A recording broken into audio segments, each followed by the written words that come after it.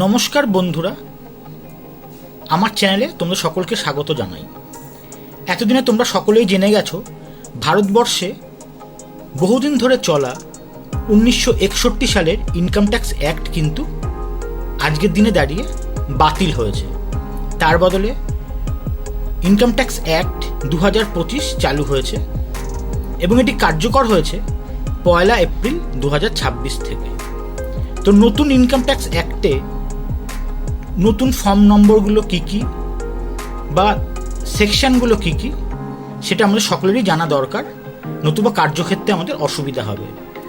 তাই এই ভিডিওতে আমি গুরুত্বপূর্ণ কিছু ফর্ম, পুরনো তার নাম্বার কী ছিল, নতুন কী এসছে বা কিছু সেকশন নতুন কী কী এসছে সেগুলো তোমাদের সাথে একটু শেয়ার করব।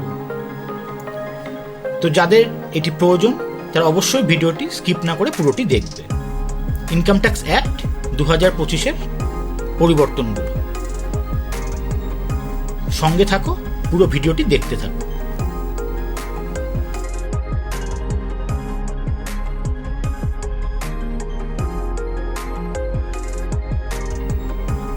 তো বন্ধুরা, যেমন বলছিলাম, প্রথমে চলো আমাদের সেই অতি প্রাচীন ফর্মগুলো বর্তমানে চেঞ্জ হয়ে কি হয়েছে সেটা একটু আমরা দেখে নিই। গুরুত্বপূর্ণগুলো টিডিএস সার্টিফিকেটের যেগুলো ছিল, ডিক্লারেশন ফর নো বা লোয়ার টিডিএস, যেটা আমরা দিতাম ব্যাংকে বা পোস্ট অফিসে 15G 15H, বর্তমানে সেটা হয়েছে ফর্ম 121। এই 121 ফর্ম কী করে ফিল আপ করতে হবে তার একটি বিস্তারিত ভিডিও কিন্তু আমার চ্যানেলে আছে, তোমরা চাইলে দেখতে পারো। স্যালারি ডিক্লারেশন, এইচআরএ ইত্যাদি আর কি, আগে যেটা আমরা দিতাম 12BB, এটা এখন form number 124। Salary TDS certificate, যেটা আমরা ফর্ম 16 আশা করি আমাদের এমপ্লয়ারের থেকে, সেই ফর্ম 16 বর্তমানে হয়েছে form 130। TDS certificate other than salary, অর্থাৎ সাধারণত কন্ট্রাক্টররা যেগুলো পেয়ে থাকে বা সাপ্লায়ার্সরা, ফর্ম 16-এ সেটি হচ্ছে 131 হয়েছে।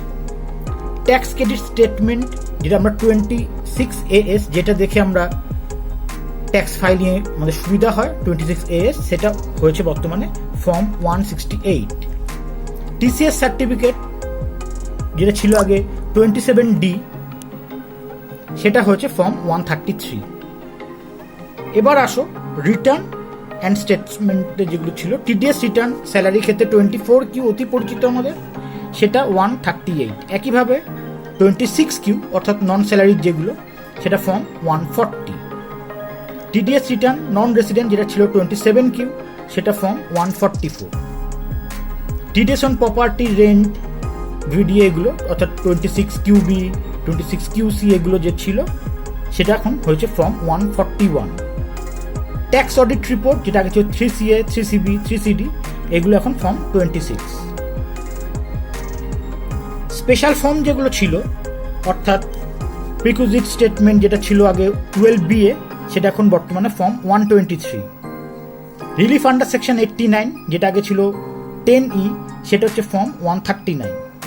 ফরেন ট্যাক্স ক্রেডিট, আগে যেটা ছিল ওল্ড ডে ফর্ম 67, সেটা এখন ফর্ম 44। লোয়ার বা নীল টিডিএস অ্যাপ্লিকেশন ফর্ম 13, যেটা সেটা হচ্ছে form 122। Pan for non resident, যেটা আগে ছিল 49AA, সেটা হচ্ছে ফর্ম 95।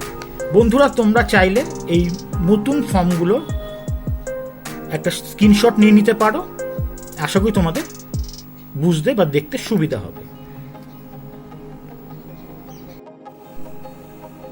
বন্ধুরা, বিভিন্ন রকম ফর্ম চেঞ্জের পর এবার চলো ইম্পর্টেন্ট কিছু সেকশন এবং কোড যেগুলো চেঞ্জ হয়েছে তার মধ্যে কয়েকটা উল্লেখযোগ্য আমি দেখাচ্ছি। স্যালারি পেমেন্টের ক্ষেত্রে আগে ছিল সেকশন 192, সেটা হচ্ছে বর্তমানে নতুন সেকশন 392(7) কোড 1004। আগে যেটা ছিল কন্ট্রাক্টর বা সাপ্লায়ার্স পেমেন্টের ক্ষেত্রে 1% 194C, সেটা নতুন হচ্ছে 393/1 সেকশন, কোড হচ্ছে 1023। একইভাবে 2%-এর ক্ষেত্রে আগে যেটা ছিল 94C, এখন সেটা 393(1) কোড 1024।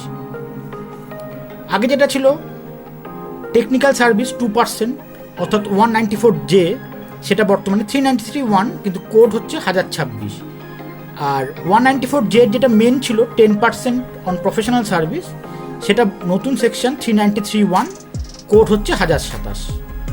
অর্থাৎ মেজর পোর্শন কিন্তু চেঞ্জ হয়ে গেছে সেকশন, এবং এখন সেকশনের সঙ্গে সঙ্গে কোডটাও মাথায় রেখে আমাদের কাজ করতে হবে।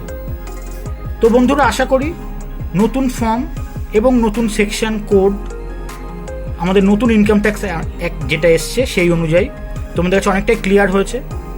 ভিডিওটি যদি ভালো লেগে থাকে অবশ্যই একটি সাবস্ক্রাইব করে নেবে চ্যানেলটিকে, নতুন বন্ধুরা এবং পুরনো বন্ধুরা আগাগোড়া সাথে থাকবে, এবং এই বিষয়ে তোমাদের মূল্যবান মতামত অবশ্যই কমেন্টস করে জানাবে।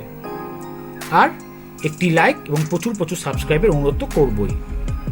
তো সকলে খুব ভালো থেকো, হাসি মুখে থেকো, এই কামনার সাথে ভিডিওটি শেষ করছি। নমস্কার।